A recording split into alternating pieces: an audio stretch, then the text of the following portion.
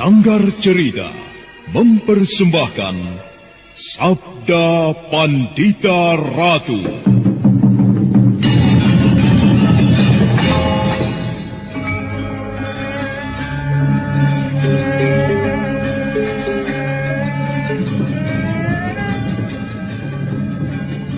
Aneh, kemana larinya orang berjubah merah itu tadi? Sungguh luar biasa, sangat gesit gerakannya. Mestinya aku bisa mengejarnya. Akan tetapi orang berjubah merah itu tiba-tiba lenyap.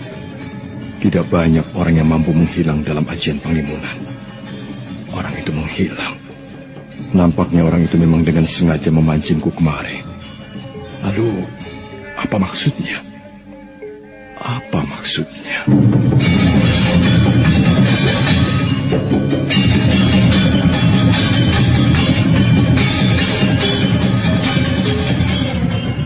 Sabda Pandita Ratu, sebuah kisah penuh dilema, tragedi cinta anak manusia, perebutan tahta, mabuk harta dan duniawi, serta silaunya kehormatan, di mana keangkara murkaan merajalela karena dendam yang membara. Kisah ini berlatar belakang berdirinya Singasari. Ken Arok, dialah pemuda yang merekuk pahit getirnya kehidupan. Namun sebenarnya, dialah yang harus melaksanakan sabda-sabdanya. Perjalanan sengsaranya adalah awal untuk meraih keberhasilan, untuk menuju kejayaannya di saat Singasari berdiri. Apakah cita-citamu itu, Kenumang? Aku ingin mengubah nasibku. Aku bosan dengan kehidupanku selama ini yang terlunta-lunta, akrab dalam pelukan kemelaratan. Kadangkala aku berangan-angan, aku adalah seorang istri dari Patih. Bahkan lebih gila lagi, aku berangan-angan, andai kata aku adalah seorang permaisuri, maka akan terhapus semua masa silamku. Terhapus lenyap, tidak bersisa semua kenangan buruk yang kumiliki. Itulah cita-citaku, Kakang Ken Arok. Bagaimana dengan kau, Kakang? Aku ingin menjadi seorang raja.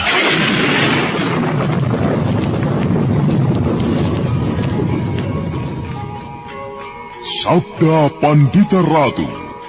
Naskah ditulis oleh Pondra Swasti Langit, diolah oleh Agung Bahrodi, didukung oleh artis-artis terkemuka Ferry Fadli, Eli Ermawati, M. Abud, Ivone Rose, dan lain-lain. Teknik dan montase Ibing Arifin, dengan sutradara Dian Pertiwi. Sabda Pandita Ratu, kali ini dalam episode ke-17 dengan judul Melacak Dunia Muksa.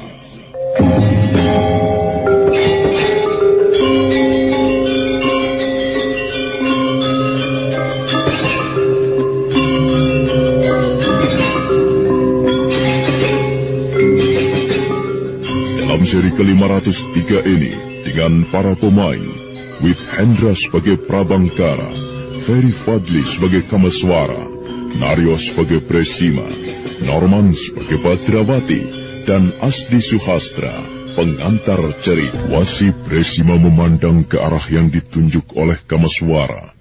Sebenarnya lah, jauh di lembah, nampak seorang lelaki yang menggunakan tudung kepala lebar tengah mengolah tanah. Yang menarik perhatian Kamaswara dan Presima adalah justru Badrawati nampak mendekati orang itu. Selamat pagi, Kek. Kau siapa, bocah kecil? Mengapa kau berada di tempat yang sepi ini? Kakek sendiri. Kakek juga berada di tempat yang kakek sebut sepi itu. Namaku Badrawati. Kakek siapa?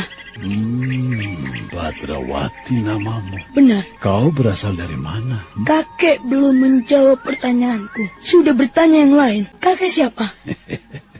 Namaku mengerikan sekali, Le. Terlalu besar untuk wujudku yang ringkih seperti ini. Aku tinggal di sebuah padukuhan Paman Inggan tidak jauh dari tempat ini. Sebut aku kakek Prabencana. Wah, itu bukan nama yang mengerikan, Kek. Tapi nama yang gagah. Kakek tentu orang yang gagah. Segagah nama itu ketika kakek masih muda dulu. Iya nggak, Kek? Nah, sekarang ceritakan padaku. Kau berasal dari mana? Dan mengapa bisa berkeliaran di tempat yang terpencil ini? Aku sedang mencari adikku yang hilang, Kek. Masih bayi. Namanya Parameswara. Dicuri oleh orang yang memakai jubah berwarna merah. Memakai topeng kulit. Kakek tahu siapa orang itu kira-kira? Benarkah apa yang kau katakan itu, Le? Hah? Atau kau sedang mengarang-arang cerita? Benar, Kek. Aku tidak berbohong. Oh, sayang sekali, Le. Aku tidak tahu. Aku hanya seorang kakek tua yang tidak banyak tahu. Tetapi... Hah? Tetapi bagaimana, Kek? Sungguh-sungguhkah apa yang kau ceritakan itu? Kau tidak berbohong. Kau tidak sedang membual dengan cerita tentang adikmu yang hilang itu? Kakek belum percaya rupanya. Oh, aku tidak tahu. Apakah yang kau katakan itu benar atau tidak? Menilik kau masih seorang bocah. Nampaknya kau sedang berbohong. Tetapi jika benar, mungkin ada orang yang bisa kau tuju. Ada orang yang bisa membantumu menunjukkan bagaimana keadaan adikmu yang hilang dan kemana kau harus pergi mencarinya. Maksud kakek, aku harus bertanya pada seorang dukun. Oh, gitu. Bukan. Ia bukan seorang dukun. Ia orang yang sabar, mempunyai pandangan yang luas. Ia seorang panembahan. Panembahan? Ya, namanya Panembahan Dwipayana. Panembahan Dwipayana. Oh, siapa orang itu? Seorang panembahan yang menghuni sebuah padepokan yang tenang dan asri. Di mana tempatnya, Kek? Berjalanlah ke arah matahari terbit selama 2 hari 2 malam. Maka kau akan menemukan sebuah padepokan. Nama padepokan itu adalah Padepokan Dandang Kendaka. Menurut kakek, panembahan yang menghuni tempat itu adalah panembahan yang serba tahu berbagai masalah. Ya, pergilah ke sana. Mungkin kau akan mendapatkan petunjuk apa dan kemana yang harus kau lakukan. Panembahan Dwipayana. Wah, nama itu bagus sekali. Sebuah nama yang berwibawa. Panembahan Dwipayana. Apakah ia titisan dewa? Apa? Apakah Panembahan Dwipayana itu adalah titisan dewa, Kek? Maksudku, jika ia sebat tahu, mampu melihat hal-hal yang orang lain tidak mampu, lalu orang itu mestinya dewa. Aku tidak bisa mengatakan sesuatu dengan pertanyaanmu itu, Badrawati. Tetapi cobalah kau bertanya sendiri kepadanya, kalau kau sudah bertemu. Baiklah. Terima kasih dengan petunjukmu, Kek. Tapi, apakah aku nanti akan benar-benar singgah atau tidak? Aku akan mempertimbangkannya. Bekerja yang giat, Kek, untuk masa depan. Kakek sudah tua, Le. Masa depan mungkin tinggal sejengkal lagi. Badrawati berlari-lari kecil menelusuri pematang yang baru saja didandani oleh kakek yang mengaku bernama Prabancana. Kakek itu memandang hingga kemudian Badrawati telah tidak nampak lagi. Dan apa yang terjadi di lembah yang tidak seberapa jauh itu bisa dilihat dengan jelas oleh Kameswara dan Wasi Bresima yang berada di tempat yang lebih tinggi. Anak Mas bisa mendengar apa yang baru saja mereka perbincangkan. Maksud Paman dengan menggunakan ketajaman pendengaran? Kemampuan Aji Sabta Pangrung ada batasnya, Paman. Tempat itu tidak terjangkau oleh ketajaman telinga macam apapun. Apalagi arah angin berhembus ke sana. Paman, apakah menurut Paman di sekitar tempat ini terdapat sebuah perkampungan? Berasal dari mana kira-kira orang itu? Perhatikan Kameswara, menilik adanya jalan setapak di sana. Berarti sering ada orang yang lalu lalang di tempat ini. Tentu terdapat sebuah perkampungan. Mana orang itu? Orang itu tidak ada, Paman. Barangkali sudah pergi. Sebaiknya mari kita cari orang itu, Paman. Mungkin kita akan mendapatkan keterangan-keterangan yang kita perlukan. Kameswara dan Bresima segera berjalan melewati jejak yang ditinggalkan Badrawati. Sambil tatapan matanya menyebar ke arah lembah yang tidak begitu banyak ditumbuhi pepohonan. Bahkan di beberapa tempat nampak gundul. Ketika Kameswara kemudian melompati parit, dia berhenti. Itu orangnya, Paman. Sedang membenahi pematang. Rupanya orang itu bermaksud menanam jagung. Ya, mungkin tanaman yang lain. Mari kita dekati, Paman. Dengan berjalan biasa, Kameswara berjalan beriringan mendekati kakek Prabancana. Ternyata kakek yang sedang asik dengan lumpur itu mengetahui kedatangannya. Justru karena itu ia berhenti bekerja. Selamat siang, Kiai. Aneh sekali. Tidak biasanya tempat ini dilewati orang. Siapakah kalian berdua? Namaku Kameswara, Kiai. Dan ini pamanku, Bresima. Namaku Prabancana. Kalian rupanya bukan berasal dari padukuhan Pamantingan atau sekitarnya. Aku hampir mengenal semua penduduk padukuhan-padukuhan yang tersebar di sekitar tempat ini. Lalu, kalian berdua ini berasal dari mana? Kami perantau, Kiai. Pekerjaan kami berkelana dari satu daerah ke daerah lain. Baru saja tadi ada seorang bocah kecil mengaku bernama Badrawati. Ia bercerita katanya kehilangan adiknya. Aneh juga. Mengapa aku begitu percaya dengan kata-katanya itu? Aku menyarankan untuk pergi menghadap ke orang yang mempunyai pandangan tajam. Seorang panembah yang meninggal. Nama panembahan yang terkenal bermata tajam itu adalah Panembahan Dwipayana. Apakah dalam pengembaraan kalian melewati tempat itu? Menarik sekali, Kiai. Lalu di manakah tempat itu? Kau rupanya tertarik, anak muda.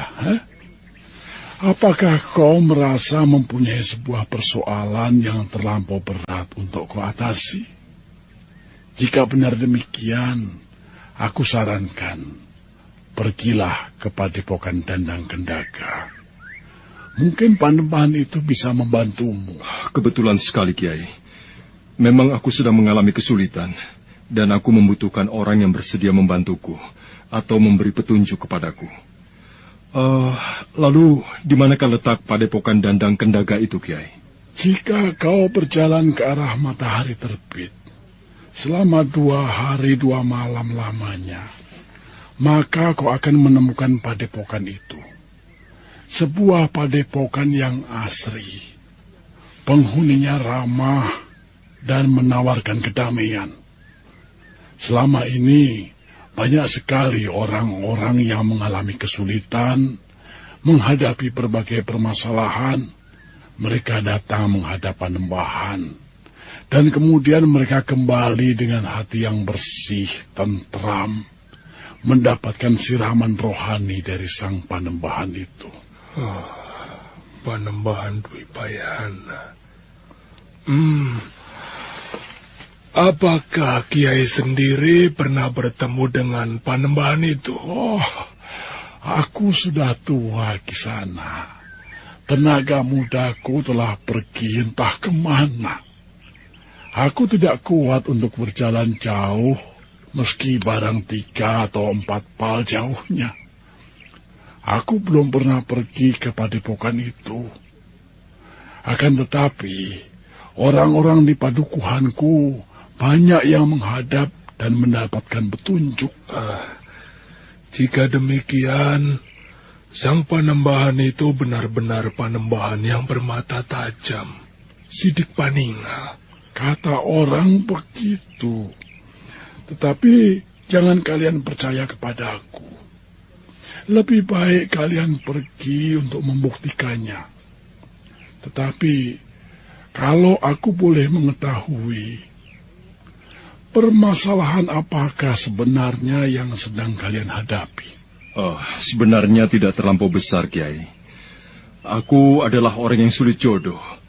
Aku ingin mendapatkan petunjuk bagaimana caranya agar bisa segera mendapatkan istri. Bisa. Sang panembahan sering membantu orang-orang yang mengalami kesulitan seperti yang kau hadapi. Pergilah.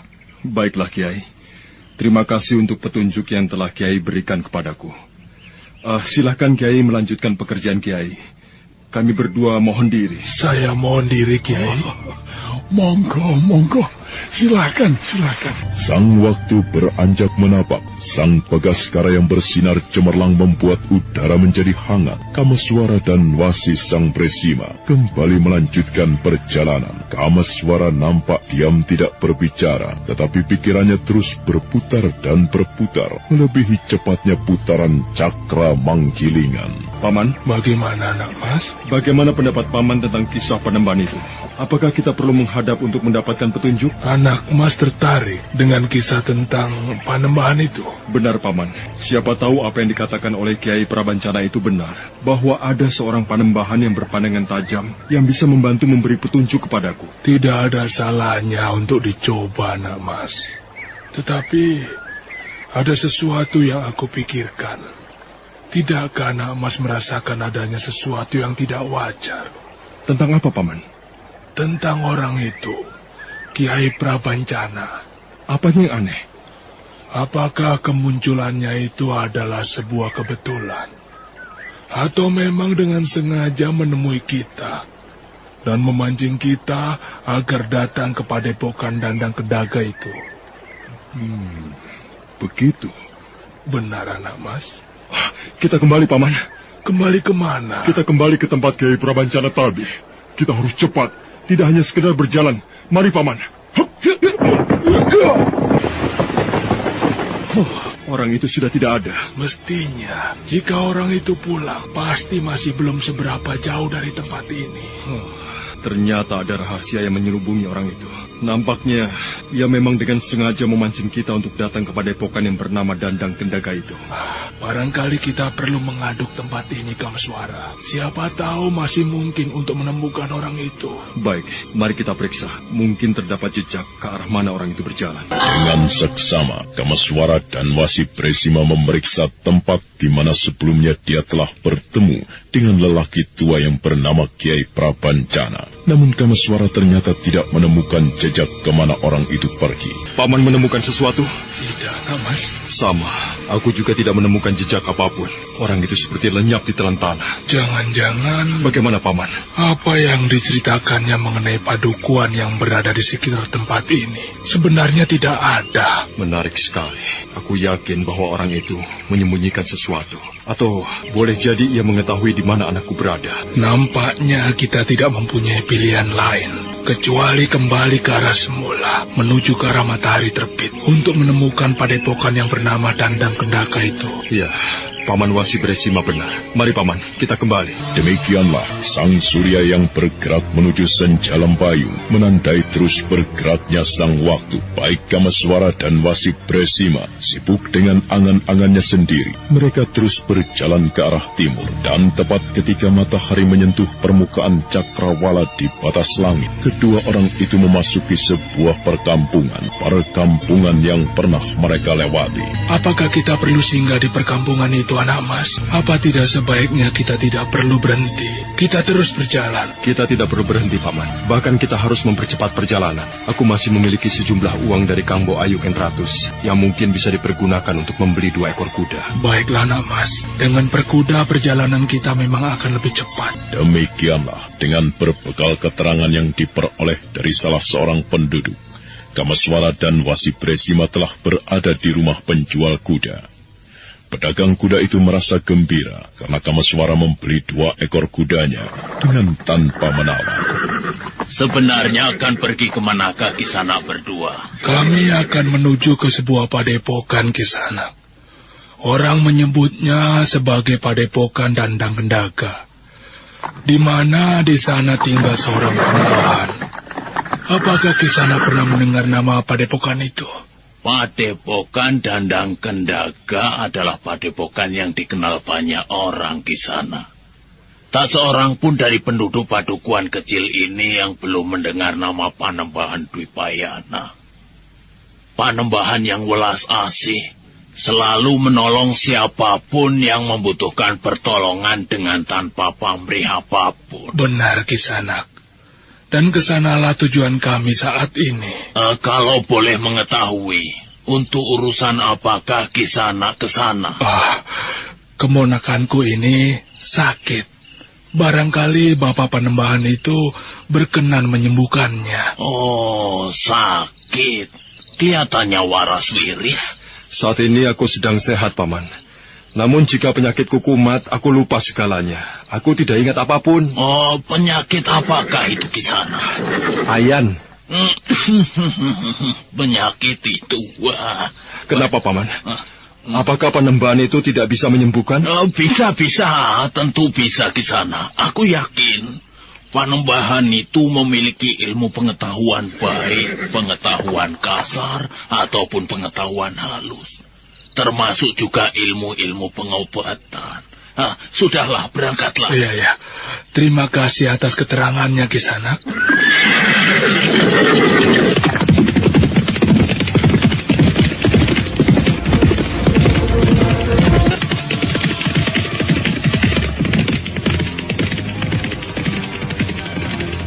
Dua ekor kuda itu berderap kencang, meninggalkan debu yang mengepul tebal. Namun ada kalanya Kamaswara dan Sang Wasi Presima harus mengurangi kecepatannya saat melewati jalanan yang sulit. Senja lembayung pun telah lama lewat. Sang waktu mengantarkan mereka bergerak ke arah tengah malam. Tiba-tiba Kamaswara menarik kendali kudanya.